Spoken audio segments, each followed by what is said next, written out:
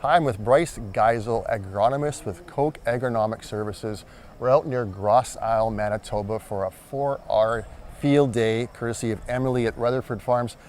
Bryce, earlier this morning, we were talking during a presentation about enhanced efficiency fertilizers compared to conventional. Can you talk a little bit about those differences? Yeah, absolutely. So one of the big things, we're at a 4-hour field day. One of the R's is sources, or the right source. And so one of the questions I got asked this morning was just around what is the big difference between conventional fertilizers and enhanced efficiency fertilizers. And the big thing is enhanced efficiency fertilizers are products that you can use to really help kind of delay biological and chemical processes in the soil.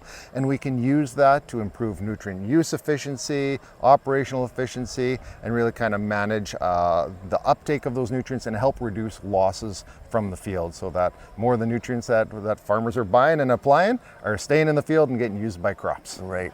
And that's one of the things about the biggest key feature of EEFs is mitigating those losses.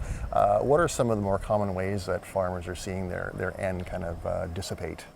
So when we focus on nitrogen, we think of three big areas of losses that we have. So the first one is ammonia volatilization. So that is just when you put a urea product and it stays on the soil surface and we don't get rainfall for quite a long time, or it doesn't get incorporated in some way, we can see a conversion, we'll lose it that way. So that kind of comes for anyone who is maybe broadcasting nitrogen or shallow banding. And I know we've got to kind of do those things behind us here. We have an air boom system to broadcast fertilizer, the air seeder behind us as well. So that's kind of one of the big ways, kind of typically our biggest way.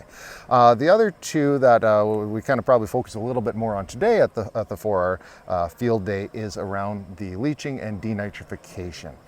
Leaching is one of those situations when we can have some leaching losses. That's when you have nitrate in the soil, and we get a lot of rainfall or something, those light soils, and it washes that nitrogen down and out of the rooting zone, whether it's down into the groundwater or just away from where it could be. So that's kind of a leaching loss.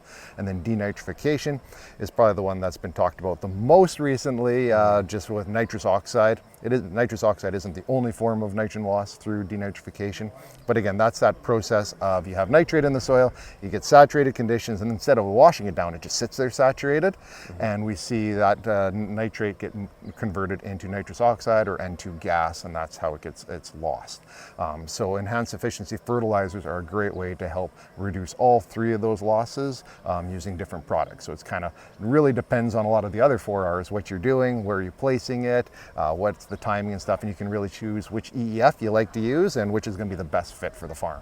Okay, so it sounds like there's a lot of practical reasons for a farmer to maybe choose using an EEF based on their situation. What kind of farmer uptake are you seeing with growers in terms of them actually putting them into practice? So it really depends on farm to farm for the uptake. We're seeing good uptake. We're seeing a lot of interest in enhanced efficiency fertilizers.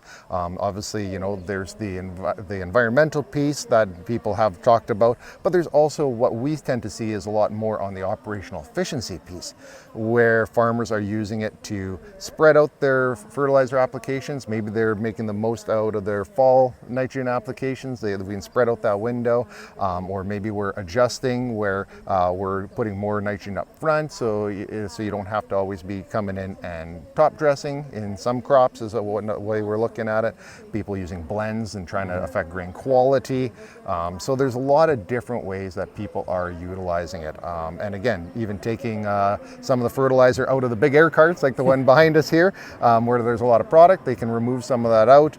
They're broadcasting that fertilizer using EEF to make sure we're not having losses, and then they're not having to stop as much and fill those carts quite as often. So there's a lot of different ways farmers are playing with it to help manage costs, to help manage labor shortages, increasing operational efficiencies, making better use of their equipment. So lots of different ways, and I wouldn't say one farm is specific to one. They're picking and choosing what kind of fits in their operation. So yes, it really depends from grower to grower and area to area. We're in Manitoba right now, where broadcast application in the fall is not common, but it's not an unknown of practice for sure.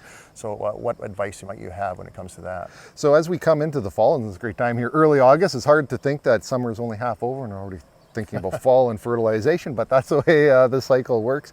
Broadcast, absolutely. If you use a dual inhibitor in the fall, is kind of the way to go. We've got a product, Superior. It's made in Brandon, Manitoba. But a lot of farmers are utilizing that for broadcast because it has both the urease inhibitor and the nitrification. So we reduce all three forms of loss I talked about. So that's a big step with those dual inhibitors with it. But the one very common thing I find in Manitoba is anhydrous ammonia in the fall. So we do see a lot of anhydrous ammonia go in the fall. Typically, what farmers have done in the past is they'll wait till the soil cools down. And then they put that anhydrous ammonia in because, again, you don't want that conversion to nitrate. Right.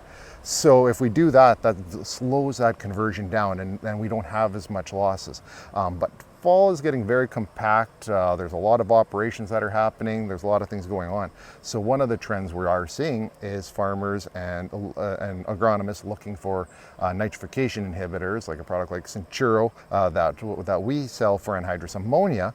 And what they're using is they're applying that, and they can actually start going earlier. So you can now stretch that season out, so which helps retails because they're trying to deliver ammonia to all these different farms. Your farmers are trying to get in, but there's rain, maybe there's some later crops, so there's a lot of complications. So if we can kind of stretch that out with, again, showing that we're not having those losses, and that's why we're using a nitrification inhibitor, because that reduces that leaching and denitrification piece of it. Farmers can, again, increase their operational efficiency, their capacity with their equipment. So great. Well, thanks for your time, Bryce. Pleasure seeing you for our field day here in Grosse Isle. Thank you. Yes. Take care.